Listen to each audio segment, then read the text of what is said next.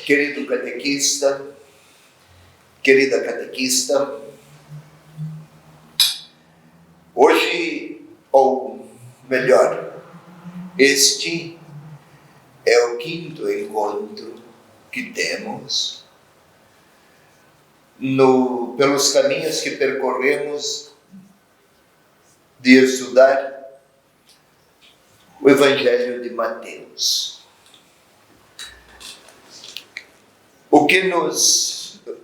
O texto sobre o qual nos debruçaremos hoje é este aqui. Ensinamento de Jesus, capítulo 10, versículos 1 a 42. É o segundo discurso. Eis o primeiro, aquele da montanha, 5:1 até 7:9. O segundo, 10:1 a 42. Só para lhe recordar, o Evangelho de Mateus foi escrito especialmente para cristãos de origem judaica. Deixaram o judaísmo religião e aderiram ao cristianismo. Não, porém, sem suas tradições judaicas, é um fato cultural. Mas havia entre aqueles cristãos da comunidade para a qual o evangelista se dirigiu, ou das comunidades, havia também outros cristãos de origem pagã. Estou só recordando. Mateus escreveu para uma comunidade ou comunidades divididas.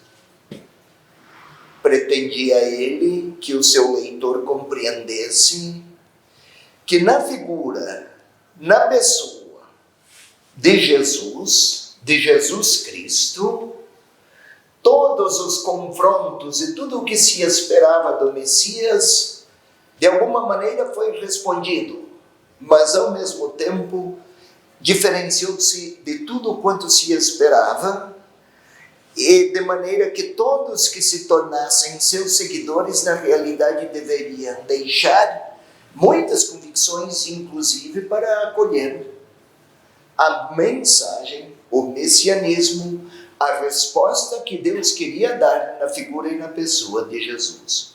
Estou apenas recordando.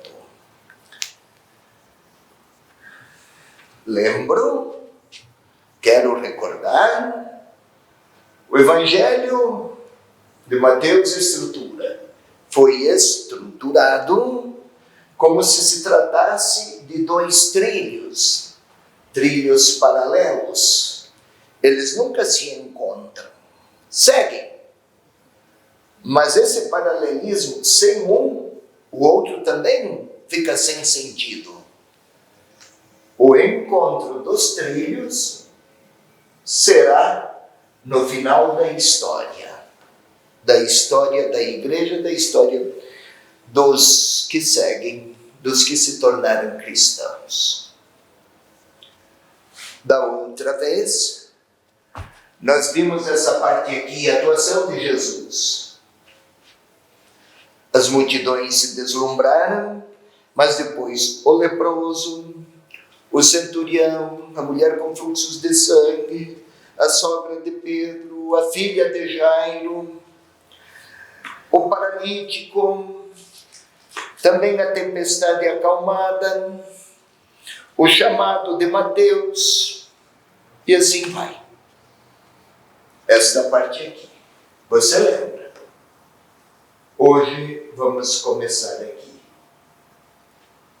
Todavia, querido catequista, querida catequista, antes de chegar ao 10:1, nós precisamos olhar o final aqueles últimos versículos desta parte aqui. Aqui está, termina em 9:38.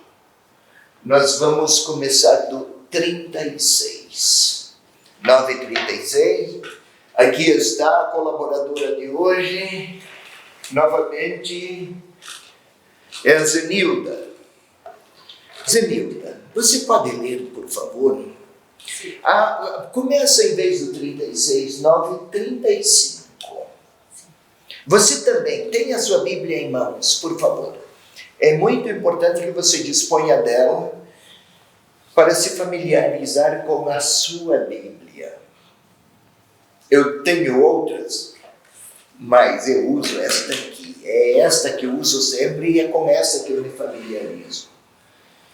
Assim também você com a sua. Queira bem, é o seu livro. Tenha afetos pelo seu livro, Palavra de Deus. Filha, pode ir. Jesus percorria todas as cidades e povoados, ensinando em suas sinagogas e pregando o evangelho do reino, enquanto curava toda sorte de doenças e enfermidades. Aqui parece uma espécie de resumo que o evangelista faz. Depois de tudo isso que nós encontramos nos versículos 8 e 9, faz uma espécie de resumo aqui. Percorria todas as cidades e povoados, ensinando e pregando o evangelho do reino, enquanto curava toda sorte de doenças e enfermidades. Novamente, quero recordar, não é que ele saía multiplicando milagres em cada esquina, e todos maravilhados com o milagre. Esse maravilhamento houve, mas não esqueçamos, doença. A nossa pandemia recente, que nos causou tanto sofrimento, ainda causa. É vírus, é um vírus. Mas outros são vírus, são bactérias, são micro-organismos de toda ordem, são fungos, enfim. Não é que Deus abandona o doente. Quem é doente é porque Deus o abandonou. Hoje, naquela época era assim. Então, quando ele cura, está a dizer, Deus te recuperou. A cura é sinal. O objetivo não é o milagre. Não é a cura. É para aquilo que ela significa. Deus te recuperou e te resgatou para si. Porque doença era interpretada como castigo, punição de algum pecado da pessoa ou de seus ascendentes. Vamos observar aqui um detalhe importante. Nós queremos falar do capítulo 10. Vai lá, filha. Agora, versículo 36 a 38.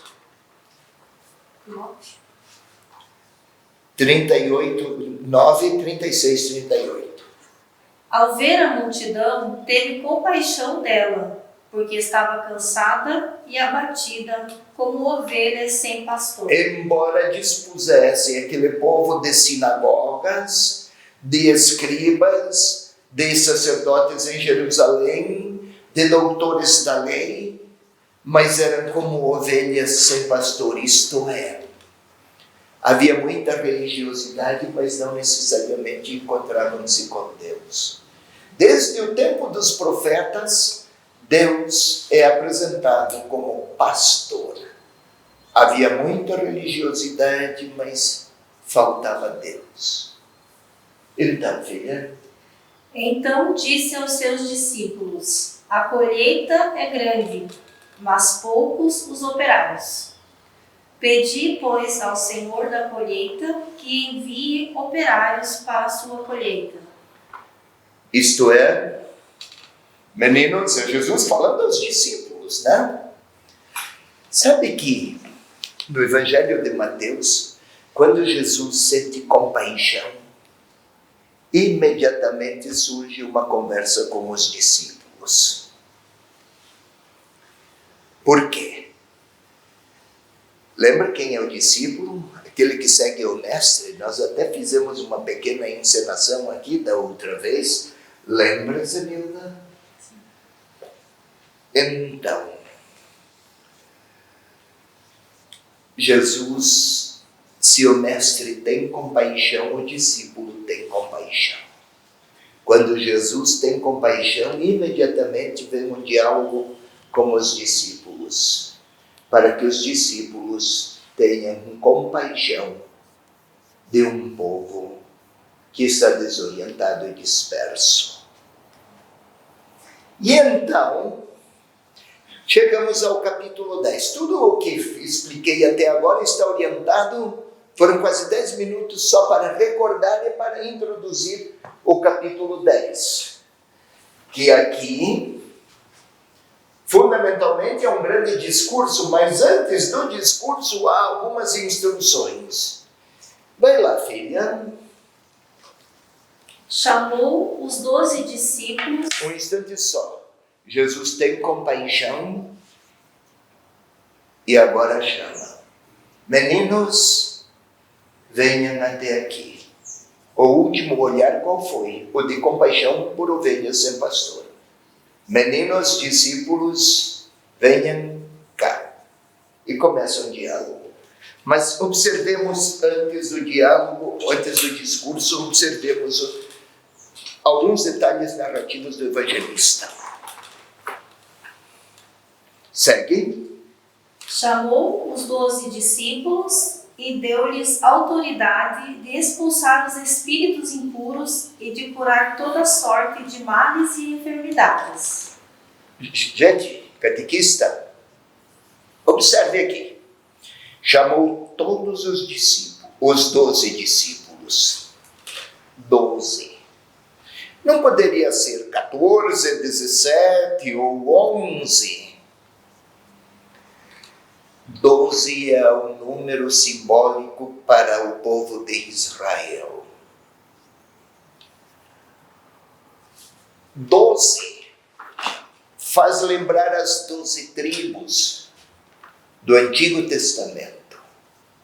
Ao chamar os 12 discípulos, o evangelista está preparando o leitor para chegar ao final do evangelho e vamos ver o verdadeiro Israel. Tem 12 discípulos para, assim como 12 representa um povo, o 12 vai representar a inteireza da igreja. Então, o discurso que fez para aqueles 9, 10, 11, 12, aritmeticamente é um valor quantitativo, 12. Mas, simbolicamente, é a comunidade e igreja toda que é chamada e enviada. É isso que na catequese a gente fala, a igreja é a grande comunidade dos batizados. Vai lá, pode ir, por favor. Estes são os nomes dos 12. Eu tinha esquecido. Você pode recomeçar o versículo 1, 10, 1. Sim. Chamou os 12 discípulos e deu-lhes autoridade de expulsar os espíritos impuros. Isto, agora retrocedamos. Você queira retroceder, por favor, querida Zenilda, querido catequista, querida catequista, e vamos observar. Deu-lhes autoridade para curar ou expulsar os espíritos impuros. Retrocedendo, nós vamos ver o que temos aí no capítulo 8, versículo 28, Zenilda. Ao chegar ao... Não, só o título, por favor. Os endemoniados gadarenos. Jesus expulsou espíritos impuros. Os discípulos têm autoridade para expulsar espíritos impuros. Agora veja, continue a ler o capítulo 10, versículo 1. Acompanhe aí também na sua Bíblia, querido catequista. Chamou os 12 discípulos e deu-lhes autoridade de expulsar os espíritos impuros e de curar toda sorte de males. Isto, retrocedamos, vamos retroceder, retroceda você também, catequista. O que temos, por exemplo, 9:1, só o título. Cura de um paralítico. Vamos a 9:18, só o título. Cura de uma hemorroísa e ressurreição da filha de um chefe. Vamos ao versículo 27. Cura de 2 cegos. Agora voltemos novamente a 10:1, não precisa começar do começo, só a segunda parte. Deu-lhes autoridade de expulsar espíritos impuros e o que mais? E de curar toda sorte de males e enfermidades. Isto é, por que eu fiz isso? Pedi que ela retrocedesse. O que Jesus envia os discípulos a fazer, ele lhes concede autoridade, é para que eles agora vão, façam o que viram-me fazer. O discípulo tem a missão de, onde estiver aquele que é enviado, ser sinal da presença de Jesus. É por isso. Entendeu, filha? Sim. Não se trata, então, de fazer, saia por aí e faça prodígios. Não. Para onde for, seja sinal da presença viva de Jesus Cristo. Segue, moça. Estes são os nomes dos 12 apóstolos. Primeiro, Simão, também chamado Pedro, e André, seu irmão, Tiago, filho de Zebedeu, e João, seu irmão, Filipe e Bartolomeu, Tomé e Mateus, o publicano, Tiago, o filho de Alfeu, e Tadeu, Simão, o zelota, e Judas Iscariotes, aquele que o entregou. Jesus enviou esses 12 com estas recomendações. Um instante. Esta lista de nomes, aqui tem nomes do judaísmo e tem nomes gregos. O que significa isso? É apenas uma listinha de nomes? Não, o evangelista pretende que o seu leitor perceba se a comunidade de Mateus está dividida entre aqueles de origem grega ou origem pagã e aqueles outros de origem judaica. Aqui temos nomes de origem judaica e de origem grega. Em tempos de tanta polarização como os nossos, o evangelista talvez nos recomendasse a leitura desse texto. Quer ver? Comece a ler estes nomes outra vez, por favor. Estes são os nomes dos 12 apóstolos. Primeiro, Simão, também chamado Pedro. Pedro, E André. nome Simão, nome hebraico. Pedro, nome grego. Depois Petras, aí Cefas, grego. O mesmo, 2 nomes. Aqui é representante, Pedro é o representante da comunidade dos discípulos. É um e é outro. Veja, Pedro, André, nome grego. Tiago é latino, mas Jacob, nome hebraico. João, Yohanan, nome hebraico. Filipe é nome grego. Bartolomeu é nome grego. Tomé e Mateus, o publicano, é nome hebraico. Tiago, hebraico. Alfeu é grego. Filho de Alfeu. Olha aqui essas mesclas que o autor faz. Não é só para apresentar uma lista, um elenco. Querida catequista, querido catequista, é longe disso. É para indicar a primeira comunidade de discípulos.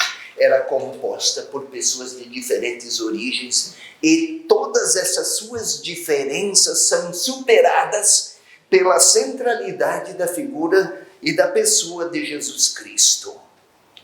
Mas não é só uma questão cultural, hoje se fala também de ideologia. Venha comigo, vamos observar. Você pode ler, por favor, o versículo 3? 3. 10:3. Filipe e Bartolomeu. Isso.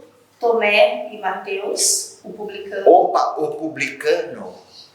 Quem era o publicano? O publicano era aquele, os romanos faziam assim. Quando conquistavam um povo, encarregavam pessoas do povo conquistado para cobrar os impostos. Mateus cobrava impostos do povo judeu em favor dos romanos dominadores. Eram odiados. Esses, não só porque cobravam impostos, eram considerados traidores do povo. Aqui na nossa terra de Israel, terra santa e sagrada, dominada por povos ímpios que vão ainda cobrar impostos do nosso povo para sustentar as divindades estrangeiras deles. Mas quero chamar a atenção para o seguinte: Mateus era cobrador de impostos em favor dos romanos. Agora, siga ainda, estamos sempre no capítulo 3 e 4 agora. Leia todo o 3, depois passa para o 4 sem interrupções. Tiago, o filho de Alfeu e Tadeu, Simão, o Zelota. O Simão, o Zelota. Ou Mateus, cobrador de impostos para os romanos. Simão, o Zelota. Que é Zelota? Uma espécie de fundamentalista. Eles defendiam a tática de guerrilhas contra os romanos. Zenilda, catequista, como deveria ser o relacionamento entre aqueles dois? Um cobrava impostos em favor dos romanos e o outro fazia guerrilhas contra os romanos. Como se deveriam se relacionar lá no grupo dos 12, aqueles dois que vinham de facções opostas? E à primeira vista parece uma lista, né? De nomes. O evangelista quer dizer muito mais. Simão, Mateus, cobrador de impostos, precisou deixar tudo aquilo que o distanciava de Jesus. E cobrar impostos, e a corrupção nos impostos, o afastava do Senhor. Agora, aquele outro que defendia táticas de guerrilha contra os romanos, também ele precisou despojar-se daqueles comportamentos e proposições violentas. O centro não é mais o seu fundamentalismo religioso. É a pessoa de Jesus. Segui-lo e ouvir, acolher sua palavra,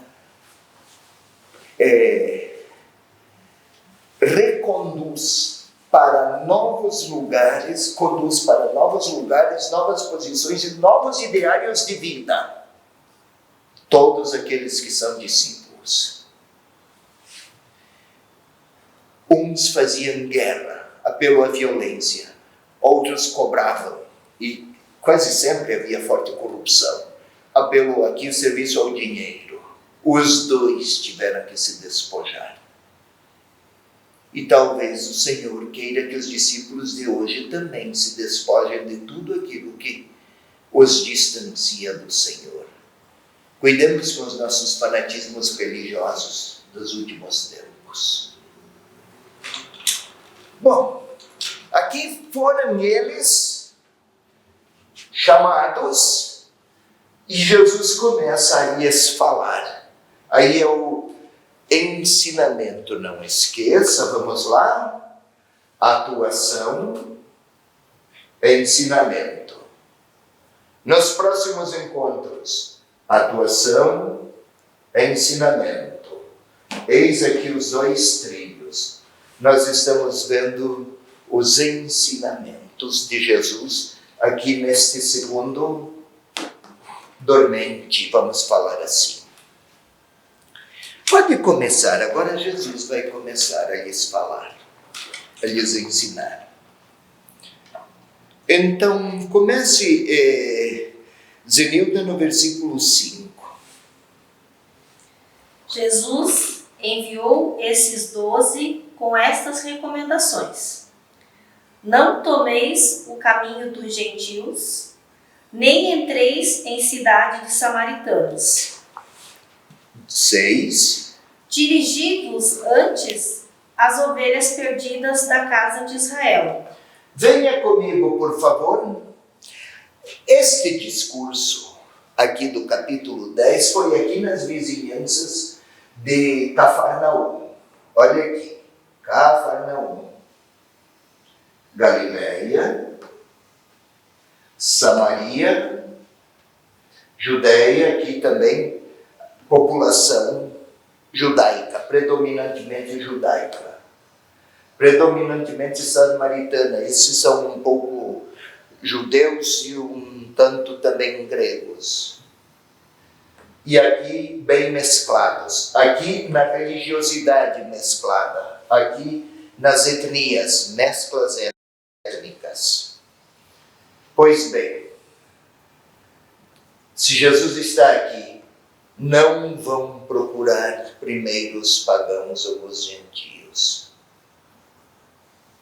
Procurem antes as ovelhas perdidas da casa de Israel. Mas está discriminando? Está preferindo uns e deixando outros? Não. Compreendamos. É a primeira vez que esses discípulos são enviados. Eles vão agora às ovelhas perdidas. Ovelhas perdidas ou dispersas é do tempo dos profetas esta expressão. Jeremias especialmente. Os sacerdotes e os reis distanciaram o povo de seu Deus. Assim o profeta. O evangelista Mateus retoma então aquela expressão do profeta e envia esses primeiros como início, uma missão primeira, não mais importante que outras, mas para um início missionário, como no Antigo Testamento se começou com os descendentes de Abraão, com os descendentes daqueles que estiveram no Egito e atravessaram o deserto. Começa por Israel, mas com a intenção de chegar a todos os povos. Lá no final do Evangelho de Mateus, Jesus envia todos os discípulos outra vez. Agora, ide por todo o mundo e fazei discípulos em todas as nações. Então, não é preferência por um povo e descarte ou desatenção, desapreço por outros. Começa por aqui, mas a missão, a grande missão, é a humanidade inteira. Aqui é um ponto de partida, não um privilégio. É uma graça, sim, mas não que diferencia dos outros. É a graça de poder começar com Israel. Mas a intenção, a gente vai ver depois, no final do Evangelho, vão para todas as nações. Agora é um início. Segue. Dirigindo-vos a elas, proclamai que o reino dos céus está próximo. Curai os doentes, ressuscitai os mortos, purificai os leprosos, expulsai os demônios. De graça recebestes, de graça dai. Um instante só. Está repetindo, hein? Queira ler novamente, versículo 7. Dirigindo-vos a elas, proclamai que o reino dos céus está próximo. Curai os doentes. Ou seja, Jesus curara doentes. Lembra do paralítico? Lembra da hemorroíça? Segue. Curai os doentes, ressuscitai os mortos. Lembra que Jesus tinha ressuscitado a filha de Jairo? Sim. Os discípulos vão fazer aquilo que o Senhor fez. Vai lá. Purificai os leprosos. Lembra que Jesus, se queres, podes purificar-me. Quero, tocou, ficou purificado. Os discípulos vão fazer o mesmo. Que mais? Expulsai os demônios. Jesus não fizera isso? Vamos fazer o mesmo. Sim. De graça recebestes, de graça dai. Opa! O ministério, o serviço exercido em nome de Jesus, o anúncio do reino de Deus, não é algo a ser comprado, vendido ou compensado. É gratuidade de Deus oferecer sua bondade. Então, que sejam vocês, discípulos, também retratos humanos da gratuidade de Deus.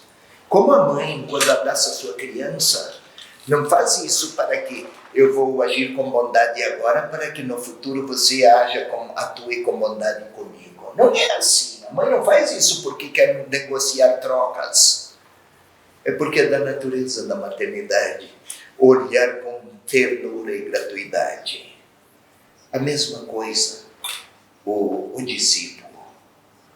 Não se pode comerciar bênçãos. É graça, é gratuidade. Gratuidade e graça vem da mesma raiz. E graça quer dizer encanto. Encantar-se. Ninguém compra ou vende encantos. Vê, maravilha-se. E quem se encantou, engrandece-se pelo encantamento que alcançou. Faz bem aos discípulos encantar-se pelo povo e ser sinal da graça de Deus em favor daqueles enviados. De graça recebestes, Deus se encantou com você, então encante-se com aqueles para os quais eu te envio. É isso, essa expressão.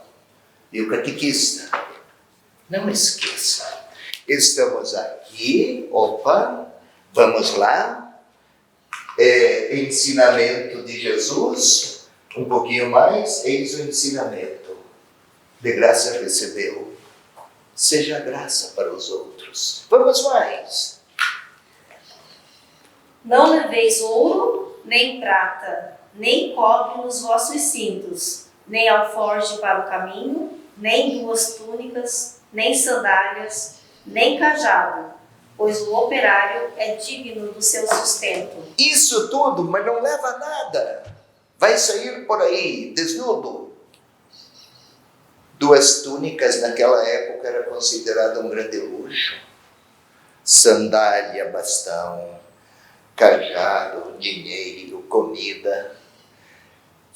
São todas expressões simbólicas, expressões figuradas de uma espécie de segurança pessoal.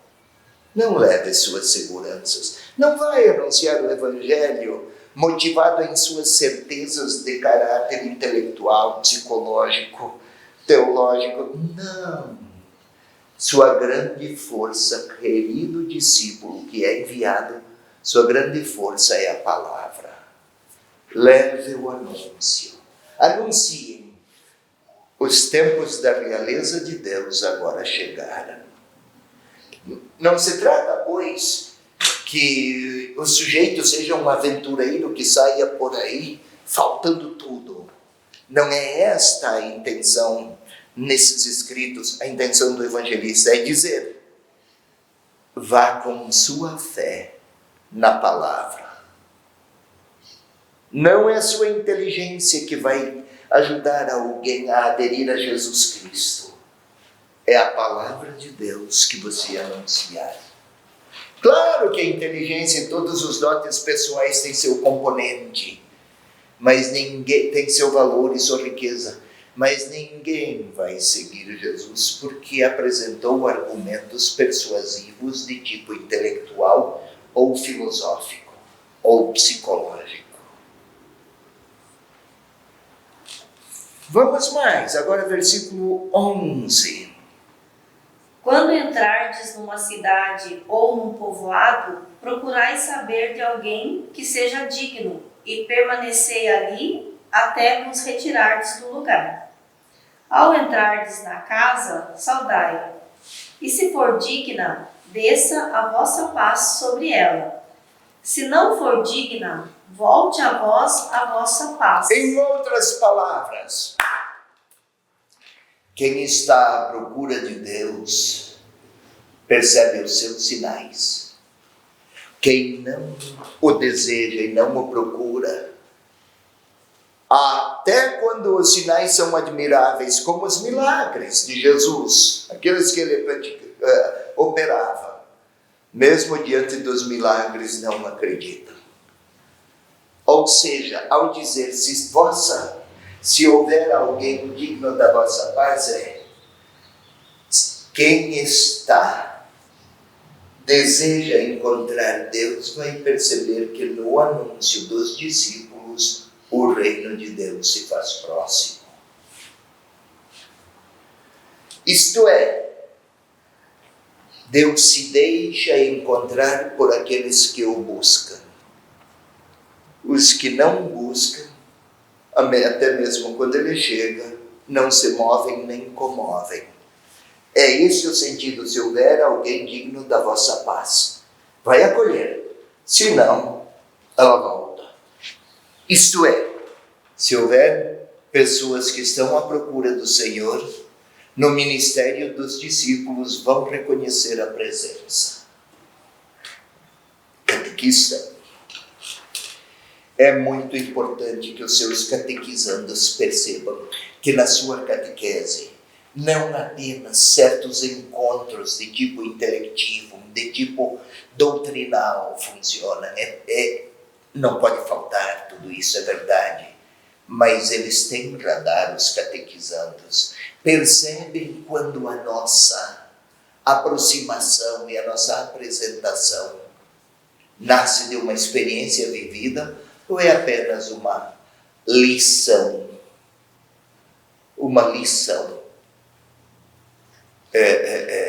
Acolhida ou ouvida. Quer um exemplo? Digamos que eu vou ensinar esta menina aqui a dar um abraço. Para abraçar, você precisa se aproximar da pessoa a uma distância até 10 centímetros ou 15. Alarga os braços, sorri, envolve a pessoa com os teus braços, aperta a intensidade de 2,5 kg força, permanece nesta pressão por 5 segundos. Depois, gradativamente, solta. Continua a sorrir, olhando nos olhos e se afasta. Será que agora ela aprendeu a abraçar? Aprendeu? Desse jeito? Teria aprendido a abraçar? Não precisa isso. Isso não vai ajudá-la a amar a pessoa quem abraça. Agora, se eu lhe der um abraço, ela compreende o afeto e abraça, sem fazer lições. É este o exemplo que eu gostaria aqui de destacar. Quando forem, não levem listas de conhecimentos, levem a alegria de ter encontrado Jesus Cristo. E os catequizandos vão perceber isso. Tem radar. Eles percebem quando amamos o Senhor ou quando damos lições a respeito do Senhor. Vamos, segue, filha. Mas se alguém não vos recebe e não dá ouvidos às vossas palavras, saí daquela casa ou daquela cidade e sacudi o pó de vossos pés. Em verdade vos digo, no dia do julgamento haverá menos rigor para Sodoma e Gomorra do que para aquela cidade. Sodoma e Gomorra foram cidades do Antigo Testamento destruídas porque eram muito descorteses, muito hostis e muito desrespeitosas com Deus. E daí foi destruída. Conhecemos a história, aquela história lá do Antigo Testamento. E não se sabe onde essas cidades estão. Hoje se diz que estão no fundo do Mar Morto. O Mar Morto é um mar tão salgado que não existe vida nenhuma lá. Não existe bactérias, não existe peixe. Lá não se pega nada. Tamanha é a quantidade de sal. Como é que eles iam explicar aquela época? Isso, bem, deve ter acontecido uma grande desgraça, uma grande tragédia, e por isso esse é um lugar em que não há vida nenhuma. Porque quem morou aqui era um povo impiedoso. Agora estão dizendo, o Senhor aqui está dizendo, olha a gravidade. O destino de Sodoma e Gomorra será menos pior do que a gravidade do que significa recusar a mensagem de Jesus Cristo que o discípulo vai levar. Anda mais um pouco, Zenilda. Eis que vos envio como ovelhas entre lobos. Por isso, sede prudentes como as serpentes e sem malícia como as pombas. Nossa, aqui tem 4 animais, né? Em 2 versículos ou um só. Ovelhas, lobos, serpentes e pombas. Eis que eu vos envio como ovelhas entre lobos. A ovelha, ela apresenta-se com valentia para o lobo. A ovelha é a imagem do animal portador de mansidão. Anuncia-se o nome de Jesus e o reino de Deus com mansidão. É um direcionamento pedagógico. Lobo é o animal hostil. Não vai enfrentar o lobo com sua agressividade de lobo. Leve sua mansidão de ovelha. Prudentes como as serpentes. Serpente é sinuosa, serpente é astuta. E pomba. Inocentes como as pombas. A pomba tem um voo retilíneo. Ela sabe onde quer chegar. Não vai voando, zigue-zagueando. Sai daqui, o voo é retilíneo. É direto. Sai daqui porque quer chegar lá. Chega lá, pois... São indicativos. Usando a linguagem do mundo e da economia agrícola, para indicar o evangelizador no cumprimento da sua missão, não leva nenhuma outra força, nem alforje, nem dinheiro, nem bastão, nem sandálias, nem túnicas, nem violência, nem agressividade, vai só com a mansidão. Segue mais. Guardai-vos dos homens, eles vos entregarão aos sinédrios e vos flagelarão em suas sinagogas. E por causa de mim sereis conduzidos à presença de governadores e de reis. Por causa de mim. Os evangelizadores não vão ter sempre sucesso. Não é o sucesso que garante efetividade evangelizadora. Não.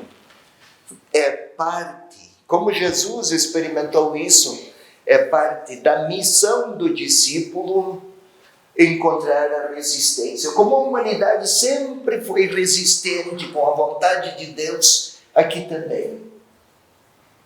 Mas não é o sucesso que garante fidelidade ou efetividade. O que garante a fidelidade, o que garante a verdade da mensagem é a fidelidade do discípulo.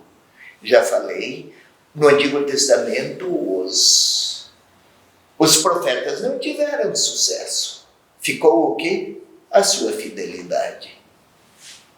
Nem sempre temos sucesso, nem hoje nas nossas paróquias e na nossa catequese, nem sempre.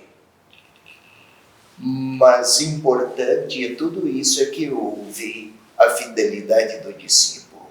Do restante é Deus que cuida. Vai, filha. Para dar testemunho perante eles e perante as nações. Ou seja, até no momento em que vos acusarem, é oportunidade para testemunhar. Eu falei, a fidelidade que conta. Vai lá, versículo 21. O irmão entregará o irmão à morte, e o pai entregará o filho. Os filhos se levantarão contra os pais e os farão morrer. E sereis odiados por todos por causa do meu nome. Sereis odiados em todos os lugares por causa do meu nome. Olhe, Deus não foi sempre bem acolhido.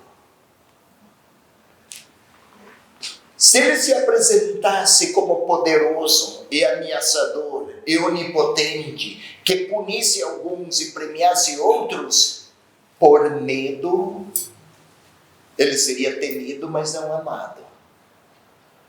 Talvez houvesse até mais justiça no mundo. Afinal, eu posso ter a minha vida, posso levar minha vida a cair em desgraça, então eu me comporto bem, porque senão a desgraça chega.